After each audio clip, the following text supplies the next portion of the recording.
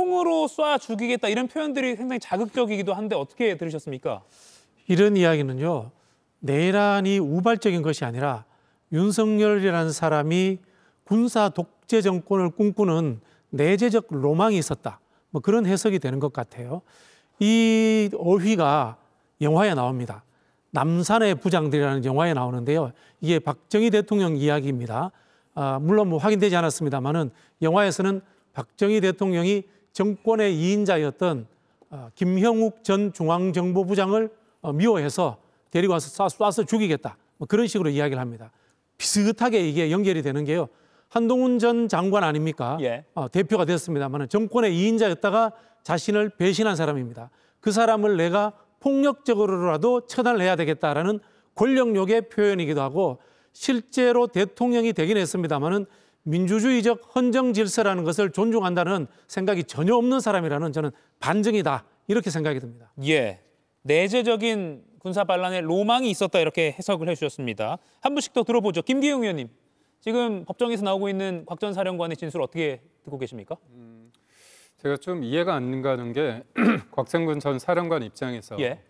헌재 때 굉장히 논란이 됐던 부분이 있습니다. 홍장원 1차장, 소위 말해서 대통령이 홍장원 1차장에게 전화를 해서 이번 기회에 딱 싹 잡아들여라, 정리해라 그 얘기를 했고 여인행첩 방첩 사령관으로부터 이른바 체포조 명단을 들었다는 거 아닙니까? 거기에서 뭐 한 20여 명의 명단이 들어오는데 그 부분이 하나가 굉장히 큰 관건이었고 또 하나가 결국 본회의장에 있는 국회의원들을 끌어내려 했느냐, 물리력을 행사하는 지시를 당시 윤석열 대통령이 했느냐가 관건이었습니다. 그렇다면 지금 곽정근 전 사령관이 알고 있는 이 내용이 만약에 팩트라고 한다면, 사실이라고 한다면 헌재 때 이 얘기를 분명히 했어야 되는 겁니다. 그게 맞다고 한다면. 그리고 이거는요, 본인 혼자 들은 게 아니라 지금 관련된 기사 내용을 보면 군 수뇌부가 20여 명 정도 있었다는 겁니다. 그렇다면 본인이 들었는지 안 들었는지는 나의 주장이 아니라 다른 사람들이 만약에 들었다고 하면 그건 좀 더 신빙성이 있는 거 아닙니까? 이렇게 중요한 내용을 대통령을 파면시키는 데 있어서 굉장히 논란이 됐던 게 뭐였냐? 곽정근 전 사령관의 진술은 계속 바뀌었습니다. 처음에 의원이라고 했다가 유언 인원이라고 했기도 했고요. 처음에는 도끼를 가지고 문을 부숴서라도 의원들을 끌어내라고 했는데 알고 보니까 도끼라는 얘기를 본인이 안 했다고 얘기했는데 알고 보니까 검찰에서는 또 도끼라는 얘기를 했거든요. 그러니까 150명에 대한 숫자도 본인이 했는데 알고 보니까 대통령이 지시한 게 아니라 김영현 전 장관이 했다고 얘기했습니다. 그래서 급기야 헌재 정영식 재판관 같은 경우는 본인이 들은 얘기 말고 본인이 남들한테 들은 얘기 말고 대통령이 직접 한 얘기를 해라 그런 얘기까지 했습니다. 그러니까 진술이 오락가락하는 와중에 이렇게 큰 내용이 만약에 팩트야 사실이라면 그때 했어야 되는 게 맞지 않은가 그런 생각을 합니다. 예, 그 부분 관련해서 또 지금 법정에서 계속 법정발 기사가 나오고 있고 속보로 나오고 있는데요. 곽 전 사령관이 제가 지금까지 말 못했던 부분을 하겠다. 지금까지는 차마 제가 말씀을 안 드렸다라고 하면서 이 증언을 이어갔다고 합니다. 그 전에 윤 전 대통령이 뭐라고 했냐면 앉자마자 소맥 폭탄주를 돌리지 않았습니까? 술 굉장히 많이 마시지 않았어요? 라면서 당시에 술을 많이 마신 상태라 기억이 명확하지 않을 수 있다라는 취지로 윤 전 대통령이 직접 이렇게 의문을 제기했고요. 또 당시 국군의 날이 군인 생일 아닌가, 거기서 시국 얘기를 할 상황은 아니지 않나라고 반문을 했고 이 발언이 나오자 곽 전 사령관이 작심한 듯 아까 제가 말씀드린 대로 제가 지금까지 말 못했던 부분을 하겠다. 지금까지는 차마 제가 말씀을 안 드렸다면서 오늘 방금 또 속보로 전해지고 있는 그 발언, 윤 전 대통령이 한동훈 전 국민의힘 대표 등을 거론하면서 내 앞으로 잡아와라, 총으로 쏴서라도 죽이겠다 말했다는 증언을 내놓은 겁니다. 계속해서 여야 한 분씩 더 들을게요.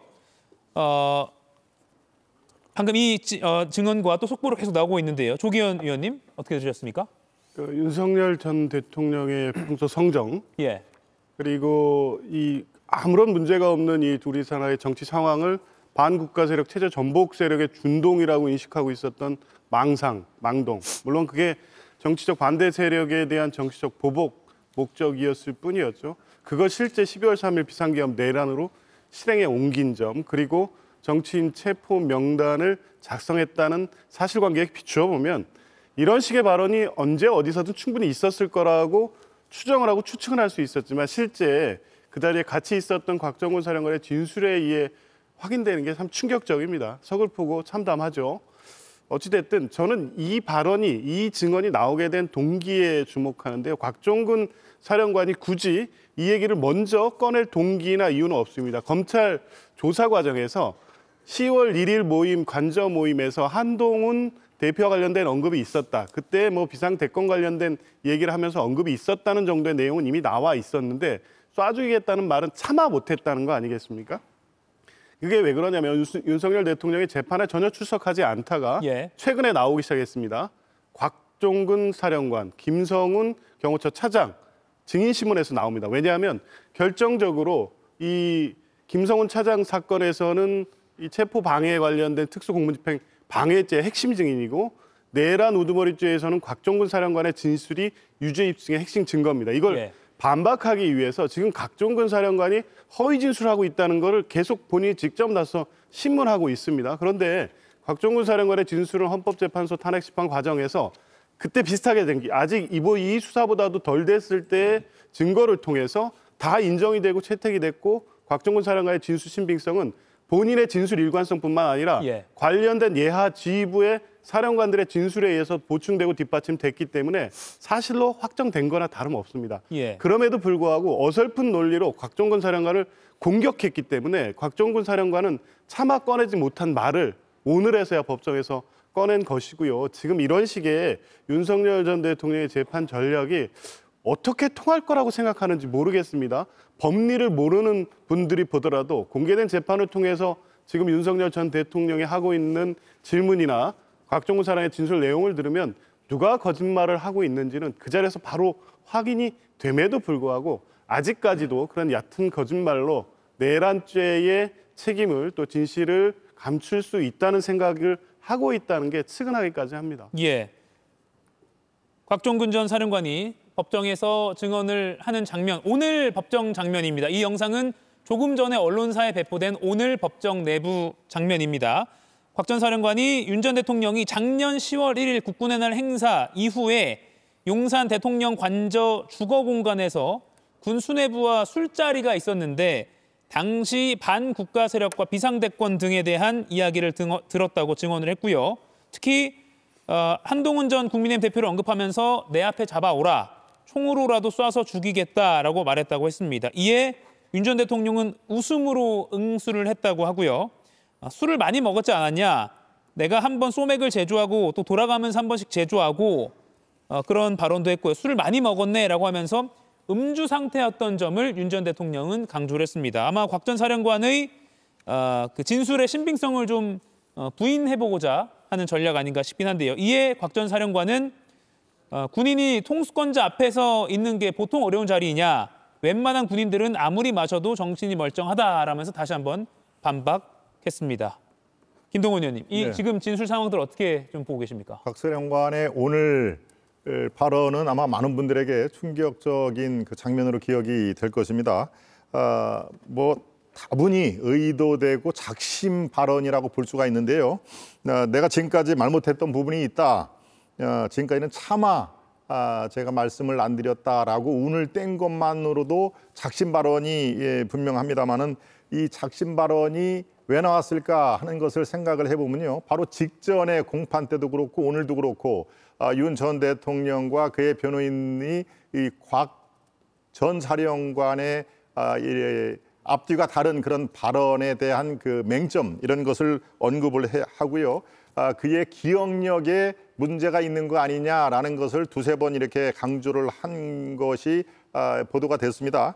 그리고 그의 판단력, 그 정도 되면은 김영은 전 국방부 장관의 병력 동원은 어느 정도나 되고 이게 정말 뒤엎자는 것인지 아니면 정말 경고를 하는 차원인지 궁금해서 물어보는 게 당연하지 않습니까? 라고 물어볼 그 질문에는 끝까지 답을 안 한 상태인데요. 바로 그런 상태에서 곽 전 사령관은 아마도 우리가 죄수의 딜레마라는 것을 이 대목에서 또 얘기하지 않을 수가 없습니다. 내가 얘기 안 해도 어차피 이 얘기는 누구 입에서는 터져나오겠다. 그리고 지금 바로 직전 공판과 오늘 윤 전 대통령에 대한 그 심정이 좋을 리가 없겠죠. 그래서 내가 그렇다면은 오늘 작심 발언을 하자라고 돼 있는데요. 여기서 한 가지 우리가 주목할 것은 지금까지의 곽 전 사령관 그의 발언이 상당히 이렇게 초지일관한 면이 별로 없었다는 점, 그리고 이 핵심 증언 중에서 가장 말이 번복이 된 그런 상황이 우리가 기억을 합니다. 그런 것을 최종적으로 감안을 하면은 바로 오늘의 이 충격적인 발언은 조금 더 판단을 좀 유보를 하고 진실 공방 이거에 대해서 우리가 주시할 필요가 있다, 이렇게 말씀을 드리겠습니다. 예, 박진영 의원님, 그 당시 작년 가을쯤 상황을 좀 짚어보면 작년 9월에 국회 개원식에 윤 전 대통령이 당시 윤석열 대통령이 참석을 안 해서 민주화의 이후에 처음이었다라고 하면서 뭐 정치권 또 언론의 많은 또 비판을 받았고요. 그리고 한동훈 당시 국민의힘 대표와 뭔가 김건희 당시 여사의 사건 의혹을 두고 용산과 한동훈 두 세력이 뭔가 좀 맞서는 그런 상황이었잖아요. 그런 상황 때문에 뭐 취중이든 아니든 국군의날 행사에서 윤 전 대통령이 이런 발언이 나왔을까요? 왜 이런 발언이 나왔다고 보십니까? 저는 뭐 윤석열 대통령이 한동훈 비대위원장을 시켜줬지 않습니까? 근데 그 이후에 한동훈 비대위원장이 윤석열, 김건희 이야기를 잘 안 들어요. 공천 문제도 그렇고 그 부분들이 김영선 씨와 명태균 씨 통화에도 그런 이야기들이 또 나옵니다. 그런 상황들 속에서 결국은 내가 국회에서 여당도 내 말을 안 듣고 야당은 거부권을 행사하고 이런 상황에서 나는 대통령으로서 수행할 수 없다. 예. 그럼 어떻게 해야 되느냐? 폭력적 방법으로서 이걸 뒤엎어야 되겠다라는 생각을 꾸준히 하고 있었다고 봅니다. 이게 2달 전이지 않습니까? 그리고 군수뇌부라고 하는 것은 이른바 군사 쿠데타에 동원할 수 있는 핵심적 인력들입니다. 그 사람들과의 회식 자리에서 이런 이야기를 한 겁니다. 오랫동안 군사 쿠데타를 준비했다, 이렇게밖에 볼 수 없는 거고요. 곽종근 위원장 문제를 거론하시는데 곽종근 위원장의 구체적 어휘 사용에 바뀐 적은 있습니다. 예를 들자면 도끼를 들고 부셔라고 했다. 근데 도끼가 아니었다라고 이렇게 이야기했습니다만은 곽종근 위원장은 일관성 있게 윤석열, 김용현 라인에서 명령이 내려왔다는 이야기를 꾸준히 하고 있습니다. 다만 들었는 내용의 차이에서 인원이었던가 의원이었던가 도끼를 사용하라 했던가 말았던가 이런 어휘의 차이일 뿐인 겁니다. 그런 부분에서는 곽종근 사령관의 이야기가 굉장히 증언으로서 의미가 있다는 생각이 들고요. 곽종근 사령관의 증언을 뒷받침하는 것은 그날의 생생한 영상들입니다.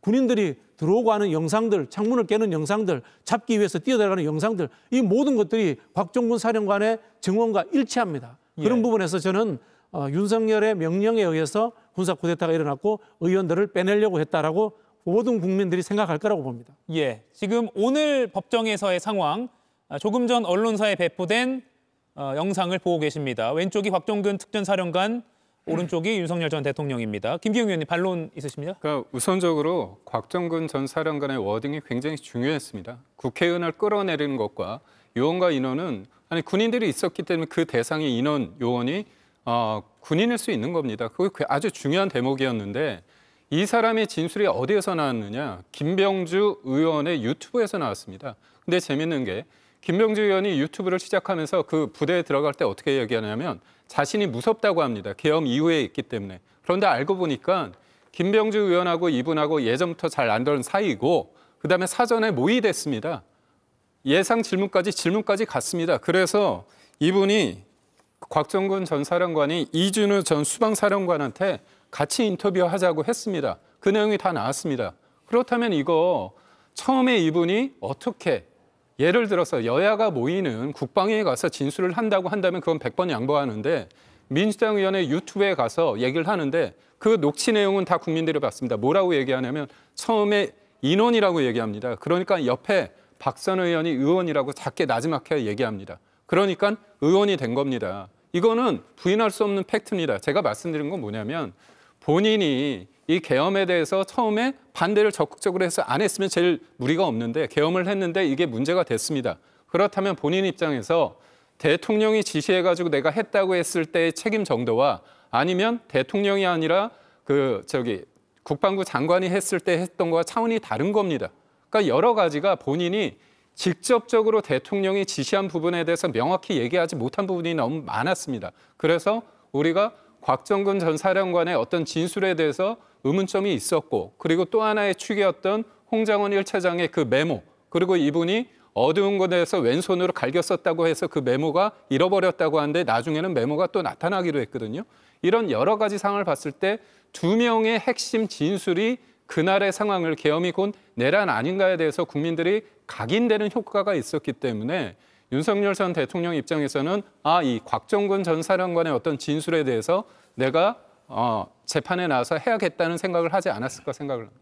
예. 이 부분 간단하게 반론을 드리면 네, 조기 의원님. 이게 곽정근 사령관 진술 신빙성 공격한다고 해결될 일 아닙니다. 다른 진술과 증언들이 있고요.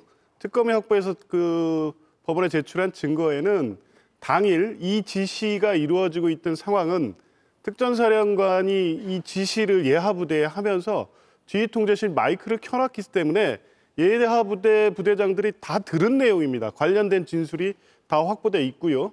그 과정에서 몇 가지 이 말의 어떤 불일치, 언어의 표현의 불일치를 가지고 마치 허위사실을 증언하는 것처럼 계속 증언을 해왔지만 단 한 번도 그 진술의 신빙성이 탄압된 적이 없고요. 김병주 의원과의 인터뷰 내용은 이거 본질이 아닙니다. 그리고 그 내용에서 얘기하고 있는 것도 일관되게 실제 12월 3일, 4일에 있었던 내용의 실제적 사실과 일치되기 때문에 저런 방식으로 윤석열 대통령이 당일의 사실관계를 부인한다고 해서 인정될 가능성이 전혀 없습니다. 그럼에도 불구하고 저렇게 공개적으로 곽정근 사령관을 공격하기 때문에 지난 재판에서는 서글퍼서 울컥하고 트라우마를 얘기했습니다. 예. 이번엔 도저히 더 이상 이렇게 갈 수는 없다고 판단했기 때문에 차마 국민들께 이 얘기까지는 할 수 없었지만 할 수밖에 없는 사정이 됐다고 스스로 판단한 것 같습니다. 예. 이가혁 라이브를 시청해 주셔서 고맙습니다. 이가혁 라이브는 평일 오후 5시 TV와 유튜브로 실시간으로도 함께 하실 수 있습니다.